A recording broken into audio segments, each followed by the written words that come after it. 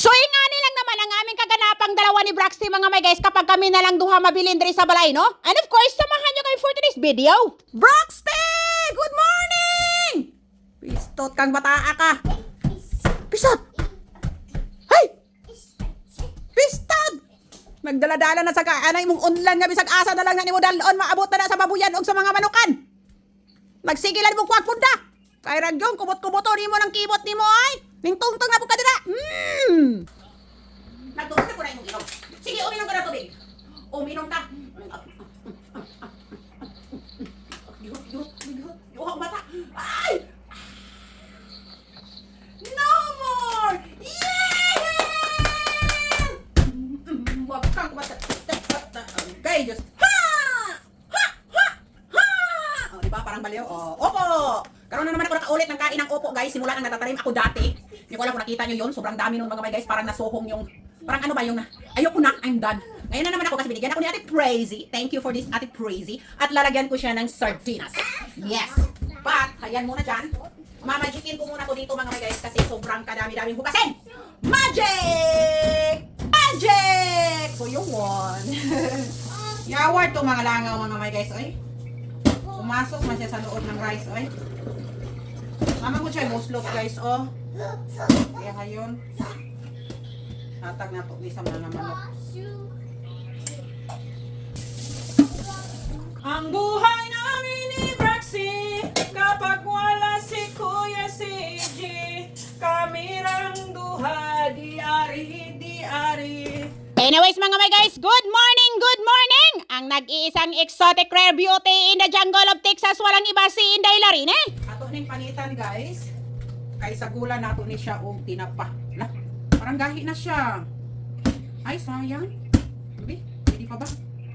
Ay gahi na siya. Baka dito na lang tayo sa tungoy. Ay nasira pa naman yung ano. Gahi na pala siya. Gulang na tayo guys. Sayang naman. Ito. Baka pwede pa. Ay, gahit na yun siya. Sayang. Hindi na siya humot. Nadugayan upuha. Give me that Braxty please. That's dirty. So may sudan na ron. Give me that. Magtingin tayo dito. Kay ginulo na naman tong Braxty na to. Ito yung Braxty. At dahil to na nga tong si Braxty ninyo mga may guys, magsige na lang ginigda ko akong baba mga may guys, no? Kay tiribulto naman siya mga may guys, magsige na lang siya pamungkag mga may guys, pabukbok sa TV mga may guys, ug madala atong silhig nga idyok mga may guys. Kung dili mo mabantayan mga may guys, Diyos ko Lord mga may guys, baka pagbalik nimo buak na imong TV. Kuya one.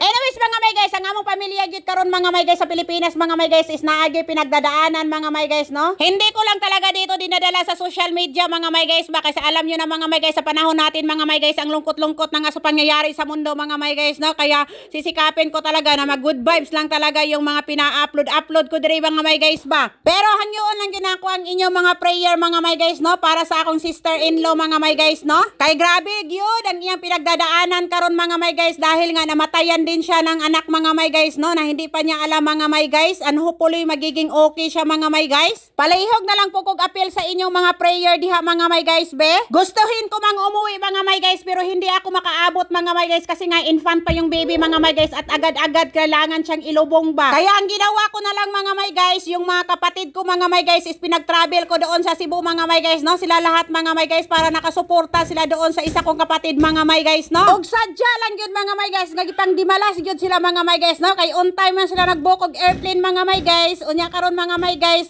pag book nila mga may guys ay napulibok bitaw mga may guys, isa ray available. Ay Diyos ko Lord, so dito naman sila sa Pagadian mga may guys nag-book og airplane mga may guys, kay usamis man una mga may guys.